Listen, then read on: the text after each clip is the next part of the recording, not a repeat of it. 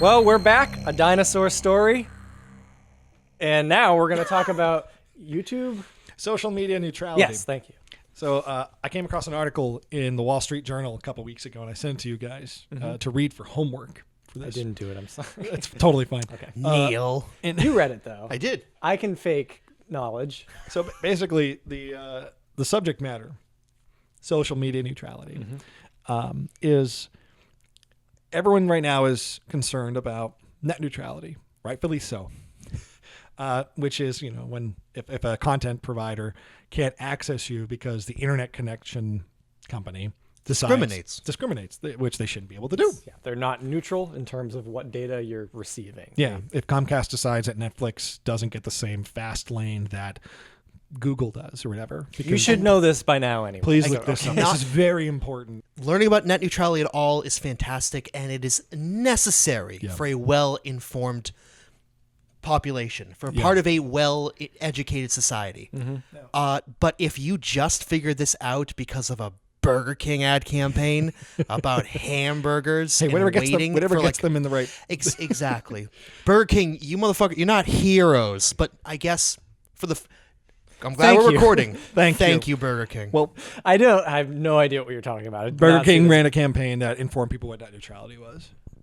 2018, off to a great start. So better than nothing. Social media neutrality, though, is this, I won't call it a phenomenon, but this natural progression we've been going down on networks like Twitter, Facebook, Tumblr, YouTube now.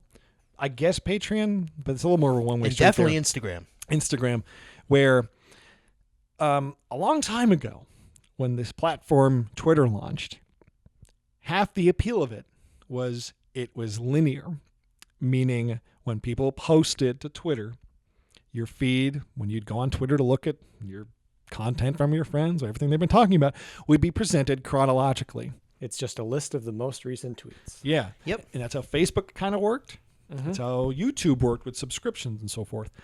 But now we've all kind of crept into this era where everything is algorithmically decided and how it's going to be presented to you. And sure, there are ways to get to the linear content, like there are plugins for Chrome that don't exist on mobile. There are supposedly if you click "Show me this less" on Twitter, then you don't get those here's something you may have missed, but you totally saw it things. Yeah, which are just annoying. But a few people, including us, have started to pick up on, how do 500, 600,000 YouTube subscribers translate into 18,000 hits on a video? Captain D did a whole video on this, and I loved it. It really spoke to me after reading this Wall Street Journal piece. It was I probably saw the Captain D video because Google algorithmically decided I'd want to see that after reading the Wall Street Journal, which is screwed up. That just deserves a classic Joe Biden. Oh God. But basically that's what I wanted to get into is we're in a new era because Facebook recently came out and said, hey, you're going to stop seeing as many Facebook pages on your feed. It's going to be more about what your friends want you to see, which is, I'm sorry, that's just their corporate cover for we're going to charge Facebook pages to get their posts noticed more. That's what they're doing. Right? I mean, I have a million more examples, like on birthdays now with Facebook, you're encouraged to donate your birthday to a cause, like a fundraiser. On paper, this looks like a very selfless act. Altruistic, right? Yes. Oh, I'm going to... Very. It's not. It's because Facebook now has a crowdfunding platform built into it, and they don't want you to go to GoFundMe, Indiegogo, Kickstarter. All that money has to come to Facebook. Facebook has a Craigslist analog. And before we get to the Craigslist, because before we steal Craigslist from Craigslist, those campaigns, how long do they last, Kevin? 30 days. Ah. So get this. There are now options in Facebook to ignore your friends for exactly 30 days, which is the length of 90% of crowdfunding campaigns. And that launched the same week as the birthday crowdfunding option. So your theory is that they want people. So when Facebook does not want you to leave Facebook under any set of circumstances. Yeah. So like if you post a link to a Craigslist post on Facebook, algorithmically it will not be floated. It won't be floated up. But if you make a marketplace post on Facebook, I mean, it's I guess it's their right to do so, right? Sure. Because it's a private company.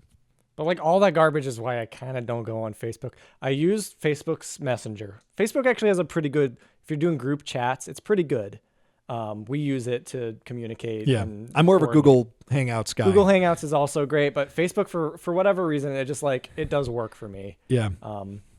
But in terms of as a social network, I cannot stand Facebook. Yeah. I don't use it to promote things anymore. You basically are in charge of the New Kids on the Rock. The guaranteed video the page. guaranteed Yeah. Video page. It was a hard battle to change it into the Oh my guaranteed God. video. About that. But yeah, like It's in the Facebook past. has a lot of problems, right? Mm-hmm. But it's getting very difficult to reach people organically if you're not just ambulance chasing some other marketing campaign. Like, why make an original thing if you can't even get people from Facebook to go to YouTube? Right. Why not just make a Black Panther spoof this week? Yeah. Because that's what people are going Not to be even Googling. a spoof, a Review. review But or reaction. Like, that's what everyone's being kind of forced to make, to go up in search engine optimization, to go up in SEO on YouTube and Twitter video and Facebook video. Like, it's just, You mean where they have to be so immediately responsive? They record the video between the four of them holding it in the car ride home because they can't even wait till they drive home. and that stuff's been going on. And there've been people who have been, And hey, we feel you. yeah. Like, I understand you got to get noticed somehow, but there's even less incentive now to make stuff that's not playing to that algorithm. You have to now cater to what Facebook, and we keep throwing Facebook under the bus, but they all do it. yeah. Like, YouTube's doing it now. You know, for better or worse, I'd say worse. Once they introduced that notification bell 2 years ago. By the way, click the Twitter, notification bell on YouTube. Oh, on YouTube. Yeah, yeah. Please click that. When we post a new video, it'll make your phone buzz, and then you'll know it happened. Yeah. For those of you who don't check YouTube as often as you used to, which is a lot of people, we can measure this. Yeah. And by the way, Facebook sends us analytics on a weekly basis, Yeah. sometimes more. Yeah. They really want me to keep checking our guaranteed video analytics a lot. Anyone else? Yeah. I Anywho, never look. But And I like analytics. have I you? just don't. Me too. Yeah.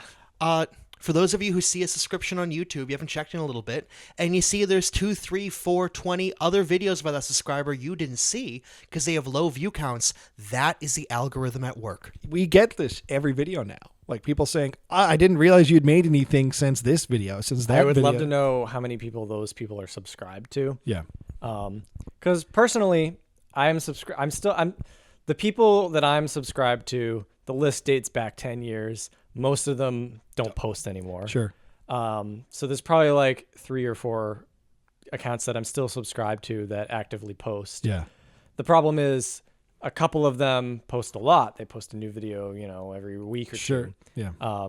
So I don't look at my subscription box because it's mostly just 1 or 2 channels that I don't need to watch immediately. Yeah. I'll catch up to them when I'm feeling like just watching them for a while. Yeah.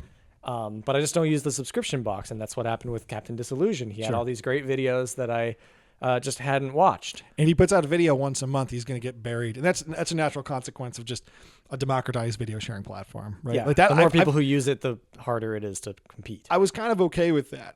Mm-hmm. Like, up and all these issues with like people just flooding the market with like, I don't want to say clickbait, but stuff that easy algorithm bumps.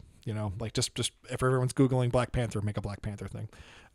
Katy Perry left shark fidget spinner. Everyone's going to be talking about that. And even that sounds like something from 2 years ago. It is. That's It why I is. said that. Conspicuously dated. But it in the last 4 months or so, it's gotten real bad. Like it's getting to the point where Wall Street Journal is having to write about this. Like, what is there? Basically, what are we losing? Or what are we gaining? I guess. Is there any pro for the consumer with these algorithmic presentations of content that people are giving out, usually for free, on Twitter, Facebook, and YouTube? Like, what? Theoretically, there is a Yeah. channel like mine, Yeah. which doesn't post that often and is unlikely to. It's just like when I post, it's not likely to show up in the top of your subscription box if you subscribe to people who post every day. I'm just going to get buried. You're not going to see it. Theoretically, if YouTube thinks that you like my videos because you watch similar videos, they'll be more likely to show my video to you in a on the sidebar, or I don't know if the subscription box is out of order now or what, but in theory that should help someone like me get to the people who traditionally would like my videos. Yeah. And I don't know if that's how it's working or not. It might be because, we posted 2 or 3 videos in like a 10-day span. Yeah. And some of the comments were like, "Oh my God, you guys are posting a lot of stuff." And we were like, "Yeah, we haven't been able to make a lot of stuff at this high frequency in a long time." And It pumped up. the a little bit. Patreon support has allowed us to do that. And then we just looked and we watched like some of your videos have literally millions upon millions of hits. Mm-hmm. One of them has like 100 million, 150 or something like that. Yeah. And like typically, we have a certain amount. We were like, okay, we'll get like 30,000. And if the video's good, it'll go up from there. But like your Monster Breeder video, like 20,000 hits like a week or so in. Mm-hmm. And we think that's because I think that's because we posted a high frequency of videos. So YouTube goes, "Oh, to hell with it. This isn't going to get pumped up," because also there's like Kickstarter links and Patreon links. Yeah. And they know that, they see that, and they probably think, well, why would I want them to watch this video if they're just going to click off? YouTube should probably have some sort of Patreon equivalent, but they can't because YouTube runs this gambit of, they know a lot of people are posting copywritten stuff and they will demonetize you, as they should, because it's illegal to, profit off that stuff. But this cottage industry of Patreon, it works kind of out for everyone in the end, because you give an incentive for content creators to make stuff. YouTube can kind of sidestep the legal issues, and everyone keeps getting their content for free, Yeah. Or Speaking of which, excellent segue, Kevin. That should you be uploading copywritten audio or video content with the disclaimer from that piece of legislation stating that under this article and this article, I have not memorized this. I'm sure there are those that have it tattooed backwards in their foreheads so they can read it in the mirror. I think it's in the beginning of your Lenny Kravitz video. As a joke. Yeah. No copyright intended. Is that what you're saying? Or yes, that this is for educational purposes. Not a sentence. Therefore, I get to upload it. Then you don't get to make money. It's that simple. If this is purely being shared for educational purposes or courtesy of Warner Brothers, Paramount, whatever, you don't get to cash in too. If you provide, sorry, it's weird, because if you provide like a commentary service or like some sort of something that an audience finds of value, right? Like an editorial, like Captain Disillusion does it exactly right. Yeah. His clips, he's very careful about how long his clips are, whether they have a credit in the corner when he shows them. And he gets content ID'd all the time. All the time, but YouTube often sides with him. Yeah. But like if, say, you upload 20 minutes of footage from the latest superhero movie and you talk over like, here's what I thought about that movie. If enough people think it's worth listening to, if they want to keep hearing you talk about it, they're going to go to that cottage industry of Patreon. They're going to pay you there. And there's no connective tissue between Patreon and YouTube other than these links that just Google has no association with them and vice versa. Mm-hmm. It's just remember a couple of years ago when YouTube was going to they started rolling out like the tip button and all that stuff. Yeah. Is that still there? I don't know. Is that gone? I bet they realized, we can't have like people directly funneling, because they probably shaved like 5% off of that, or 20% or something like that. It'd be 30 if it was iTunes, that's literally the percentage iTunes takes, 30%. Patreon takes like, after credit card fees, like 1.5 or something. It's really low, right? Yeah, Patreon's very fair. They're very fair. And they're very open about this. They're This trying is our business model. This is our cut off the top. That's the service we provide. Yeah. So I guess what I'm getting at is, I hope we've identified what social media neutrality is, but basically, like, I want to hit on that again, is you go on Twitter, you post a YouTube clip, it will not get noticed as well as a native Twitter video upload. Twitter video is limited to 2 minutes, 20 seconds. So does that mean we should make videos that are less than 2 minutes, 20 seconds, regardless of where they're uploaded? Or do we, like, if we wanted to make a 7-minute movie like Year of the Snake, we have to make like a 15 or 30 second tease for Twitter specifically, which I kind of like doing, because I like... You like cutting stuff down and promoting and making commercials. Yeah, I like doing that. But it gets to a point where, like, are the only videos that are going to really take off now going to be these like 30-second Instagram friendly videos? I don't know what the Instagram's limit is, or Vine equivalent. Instagram is about a minute now, or 59 seconds. Is it? Yeah. So I think it's 1 minute, actually, So, when like, you, is when you it- start playing it. Like it stinks because YouTube used to be the biggest fish in a small pond in terms of accessing not just video but like audio too and podcasts and stuff. Yeah. And now there's Facebook. Once Facebook video hit, I think that's sort of when like there was an elephant in the room. Like, oh, Facebook video is just gonna be re-uploads of YouTube content. And Yeah, it's a weird thing because it really is. You can't legislate it. You shouldn't. It's it's a website's prerogative, and there are websites you go to specifically because they do have curated content, and whether or not it's done by an algorithm or a human being doesn't matter. And a site like Twitter should be allowed to decide what content goes on their website, so they can theoretically ban Nazis from posting on it. they should do that more. Yeah. So you really just it's a matter of taste ultimately. Yeah. That YouTube is not working the way you want it to. Yeah. And that Facebook is a difficult game to play if you're trying to promote yourself or just get eyes on what you're making. What's the message as content creators we're getting from YouTube and Twitter and Facebook? Is it make stuff less frequently? Or I feel like you fall into two camps. You either make stuff super frequently, like every day, or like a big podcast once a week and a bunch of like 5-minute clips Monday through Friday. Right? A lot of people do that. Or do you go the Captain D route, which is sort of what we want to do, which is one big video a month? Yeah. And the algorithm will do its job. I don't know. Because the first video we put up last month was the Frosty video, Thumpity Thump Thump. It did well enough. And then the second we put up our Daxter Flaxter Boston Underground video, like it was just like an axe dropped, right? Yeah. You know what I mean? It's weird. Like I think the only I'm looking at the analytics, the cutoff going from those first 1 or 2 days, depending on what time of day you posted it, you're going to have like a bump up here. And then unless it takes off, it really just crashes. And on my channel personally, a video that is not brand new or in some way cemented as a viral hit that people keep coming back to is only going to get like 200 hits a day ultimately from just organically people just like watching all my videos or just having it Checking show through up the subscription box. yeah. or not on the subscription box. I think it all just comes from people going to my channel and watching every video. Yeah. If that. Ryan, what's the message you get as someone who wants to make content for the internet? I don't know, because even the way that Facebook has been treated, I was just listening to this on NPR. That's a very Ryan Murphy sentence, by the way, for those of you who are new to the podcast, about the trials and Crazy old Ryan Murphy.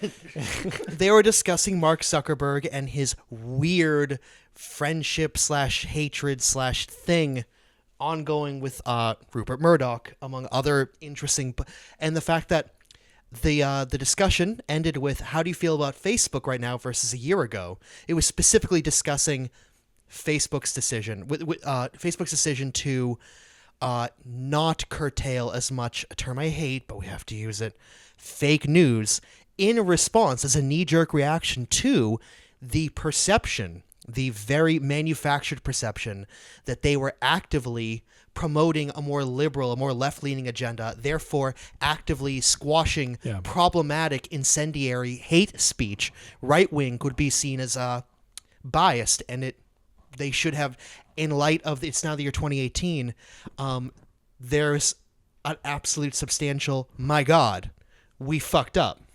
We were the we screwed up. Facebook has like basically apologized. Like, yes.